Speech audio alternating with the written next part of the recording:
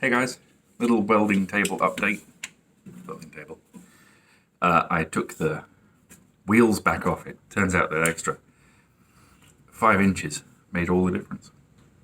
And it was comically high. You can see it's still too high for me to sit on my office chair, really. I need a stool or something to bring me up a bit, but it's much better. But I do still want to be able to move it around. I want some wheels on it. So I've been looking at some designs on the internet. And I want to try and make basically a jacking setup for these wheels so that you can retract them up and they're off the ground, and then jack them down, which will jack the table up relative, right? So it'll be on its wheels, and you can move it and then put it back down again. Ideally, I'd like some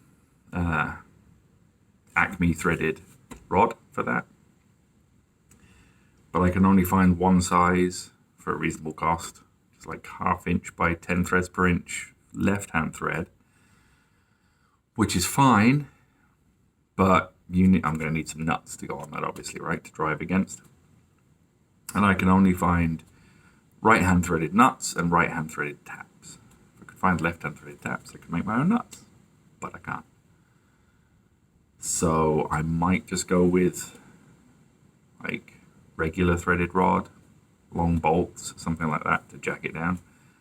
I don't know if a regular screw thread will stand enough torque to lift, 250, 300 pounds of 150 kilos worth of table off the ground with nothing on it, especially considering I plan to hang stuff on it. I'm not sure. If you have any ideas, let me know. I'm all ears. That's my next project, and I apologize for the lighting. There's like a light up here that I thought would help, but doesn't really.